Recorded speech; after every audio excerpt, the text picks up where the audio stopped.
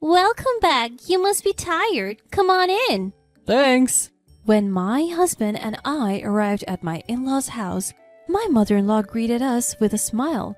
However, she only invited my husband inside. As I tried to enter, she glared at me and said, "You're not needed here." She slammed the door shut. What? I was completely taken aback. I gently opened the door, only to find my mother-in-law glaring at me with fury. I heard about it. Your parents are in debt, aren't they? We don't need a wife like that. With that, she slammed the door again. I stood there, bags in hand, stunned. From inside, I could hear my husband and mother-in-law laughing and having a good time. I realized I didn't need to endure this kind of treatment just to be at my in-laws' house, so I quickly left. My name is Nancy. I'm a 32-year-old doctor working at the hospital my parents founded. I met my husband John when he was admitted to our hospital after an injury. He's charming, friendly, and a great conversationalist. Even though he's 5 years younger, he seemed mature and dependable. We got married after a year of dating. He works as a vice president at the company his father runs. Mother-in-law also worked as an office worker at father-in-law's company. Both his parents were thrilled when we got married. Your parents run a big hospital and now a doctor is becoming our son's wife? It's like a dream. We're so glad to have you, Nancy. My mother-in-law used to be so kind to me. Every year, during Christmas and other long holidays, we would visit my in-laws' house. They always welcomed us warmly. I would bring delicious food and drinks as gifts, which they would use for New Year's celebration. My mother-in-law would take the lead in cooking, and even though I would offer to help, she would decline. Nancy, you work hard as a doctor. Just relax. You're family. Don't feel like you have to do anything. My husband would add. I always looked forward to these visits, but today was different, especially my mother-in-law. She looked at me as if I were an enemy, her gaze cold and piercing, almost like a vampire. This was the first time I had experienced such coldness from them. Death at my parents' house? I had never heard of such a thing. I have a younger brother, 2 years my junior, who's also a doctor. We both work at our family's hospital. Recently, my father called me for a discussion about his health, but there was no mention of any death. Driving home, I remembered a conversation with my husband from a week ago. Both of us have busy jobs, but that day, we happened to come home at the same time. My dad's retiring from being a doctor. He says his eyesight isn't what it used to be, especially for surgery. So they have decided to close the hospital. My husband looked shocked and exclaimed, What? The hospital's closing? Do they have debts or something? I'm not sure about debts, but they're planning to sell the hospital property. So you won't be working at the hospital anymore? I'll be taking a break for a while, but before I could finish, I received an emergency call from the hospital and had to leave immediately. We'll continue this later. I had said that, but there was hardly any time for it. Afterwards, my husband claimed he was busy at work and came home late. With my night shifts, we hardly spoke. I'm sure he exaggerated our conversation, thinking my parents' hospital had closed due to debts, and that I was involved in paying them off. He must have told his parents that. Still, the cold treatment from my mother-in-law was unbelievable. Lost in these thoughts, I was heading home when I heard phone ringing from my bag. Locked out by my mother-in-law, I had driven off with my husband's belongings still in the car. His phone was in the bag, ringing non-stop. I had never looked at his phone before, but thinking it might be urgent, I decided to check. I pulled over, took out his phone, and tried a few passwords. Knowing my husband's aversion to complications, I figured it wouldn't be too complex, as I thought it unlocked with his birthday. The caller was a woman named Susan, a name I hadn't heard before. Checking the history, there were numerous exchanges with Susan. The messages were shocking. I want to see you soon. I wish I could be with Susan forever. I'll be with my wife during the New Year holidays. I'll miss you. Once I get the money, I plan to leave her. Really? That makes me happy. I love Susan the most. It seemed my husband had been cheating on me. I had thought of my husband, father-in-law, and mother-in-law as kind-hearted. I was the only one. Back home, I couldn't shake off the contents of his phone. I went into his study looking for more evidence. Opening a drawer, I found photos of him with an unfamiliar woman apparently from a trip and hotel receipts. There were other shocking discoveries. Unable to come to terms, I decided to visit my parents' house. When I rang the doorbell, my mother, surprised, opened the door. "Why are you here so late? You look pale. Are you okay?" Seeing her caring face, tears streamed down. Noticing my state, she wrapped me in a blanket. My father, sensing something was wrong, asked, What happened? I told them about the in-laws and the affair. My mother was shocked and my father was furious. It's so terrible. Ungrateful people.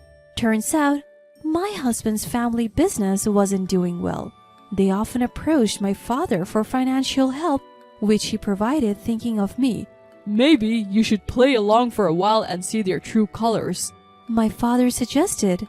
It seemed intriguing at the time. The next day, I returned to my in-laws' house and shouted at the entrance, I'm sorry for being an immature wife. Please let me in. I brought various gourmet ingredients and fine wine as gifts, finally gaining entry into the house. My mother-in-law, seeing the luxurious gifts, marked greedily. Behind her, my father-in-law and husband gave me cold stares. We only treated you well because we thought you were the daughter of a prestigious hospital. Now that we know your family's hospital is drowning in debt, you'll work hard as a wife. I understand. From then on, the harassment towards me was relentless. Come on, start cooking. She kicked me towards the kitchen. Using the ingredients I brought, I prepared dishes and served them. My father-in-law, mother-in-law, and husband eagerly began eating. Hey, we're out of wine. Bring the next bottle. You're so inattentive. Is this all you cooked? You might be a smart doctor, but you're a terrible housewife. Despite their complaints, they finished every dish. When they were done and I tried to eat, my mother-in-law slapped my hand, causing my fork to drop. What are you doing sitting? You think you're eating with us? Housekeepers eat leftovers in the kitchen. So I'm a housekeeper now? How dare you talk back with all your families dead? John, do you feel the same way? I never liked your arrogant attitude, Nancy. I tolerated it because I thought your family was wealthy. Listen to Mom. I'll keep you around as a housekeeper. Hearing my husband's true feelings, I was stunned. I had hoped he was just going along with his parents, but that hope was shattered. He had married me for my family's supposed wealth and had been pretending all along. I realized that my husband's current behavior was his true nature. I ended up eating leftovers in the cold kitchen and was left with a mountain of dishes. Save water and wash with cold. Quite a terrible story. In the freezing winter, washing dishes with icy water was cruel. It was so cold that my whole body trembled. And for sleep, my mother-in-law pointed to a shed with no heating or bed. Where is the bed? What? You think you're getting a bed? There are old towels and cardboard in the shed. Make do. I understood their true nature. Thankfully, I had recorded their abusive words. I had no more business in this house. That night, in the freezing shed, anger towards my father-in-law, mother-in-law, and husband kept me warm. I'll never forgive them. Late at night, after they drunkenly passed out, I drove back to my parents' house. After a good night's sleep, as I was packing the next morning, the door burst open. My mother-in-law and husband stormed in. You think you can just leave without making breakfast? What's the meaning of leaving your husband behind? Their contemptuous looks were terrifying. It seemed my father-in-law was at work, but my husband and mother-in-law had come to berate me further. I am done with both of you. You dare talk back to your mother-in-law and husband? You're even worse than I thought. We can divorce if you want, but if you initiate it, you will pay compensation. Maybe you can sell the hospital's land. It should fetch a good price. We'll take that. That's a good idea. I said it sarcastically, but my husband just smirked, thinking he had the upper hand. Then he threw a paper at me. It was a pre-filled divorce application. If you don't do as I say, I'll use this. Good. This clears things up for me. What? You thought I would beg you not to leave? You, with a bankrupt hospital and drowning in debt, have no choice but to cling to me, right? He was completely mistaken. While it's true my father retired and closed the current hospital, we plan to relocate to a new facility near the train station. My brother and I would work there with me as the director. Far from being in debt, we had more than enough assets. Upon hearing this, my husband and mother-in-law turned pale. That's a lie, right? You deceived me? I tried to explain, but you didn't listen and jumped to conclusions. So your family is still wealthy? Then what I did was... My mother-in-law mumbled, panicking. Can we forget everything that happened yesterday and today? We have always been on good terms, right? After all the insults, she now wanted to forget everything? It was laughable. I'm shocked that you have spewed such terrible abuse at me and asked me to forget everything. Remember, I'm just the housekeeper, right? No, that was a misunderstanding. I'm sorry, please let it go. It's too late. I know your true feelings. By the way, my father will be taking back the $100,000 he loaned to your company. What? How did you know about that? We don't have that money. My husband started to panic, realizing the gravity of his mistake. Nancy, I'm sorry. I should have defended you from Mom. I promise to protect you from now on. You mean protect Susan, right? How did you know about Susan? You were cheating while pretending to work late. I have all the evidence. I showed him the photos and email exchanges on my phone. He stared at the evidence, sweating profusely. You will be the one paying compensation. Susan was just a fling. I met her at a bar. I'll break up with her. Please forgive me. He began to apologize, looking pitiful. While apologizing, sweat and drool spilled onto the floor, making him look miserable. That's not all. I showed him a photo of a life insurance policy taken out on me and a detailed pamphlet about car maintenance. There was a marked section about tampering with car brakes. That's... You not only wanted my family's money, but also my life? I have consulted the police, so you can't harm me anymore. My company's in trouble. I need the money. Please help me.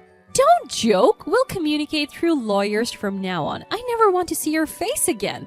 What? As he lunged at me, my father and brother emerged from the back room, grabbing his arm and protecting me. My husband, pinned to the ground, cried, while my mother-in-law stood there, stunned. The house was purchased under my name. I'll be selling it, so please leave as soon as possible. My husband and mother-in-law, who always had an excuse not to leave, were sadly sent away by my brother. After that, I got a divorce. I received compensation from my husband and the woman he cheated with. He kept begging to get back together. When I threatened to consult the police because he was too persistent, he stopped coming around. Through a lawyer, I demanded repayment from my father-in-law's company, and the $100,000 my father had lent was safely returned. My father-in-law's business, which was already struggling, went bankrupt with a lot of debt. My father-in-law, mother-in-law, and husband now live in an old apartment. They juggle multiple part-time and day jobs but can't seem to keep up with their debts. I work as the director of a newly built hospital. With my brother's help, we are dedicated to helping those suffering from injuries and illness. It's fulfilling every day. I bought a comfortable apartment near the hospital, and I'm enjoying living my own life.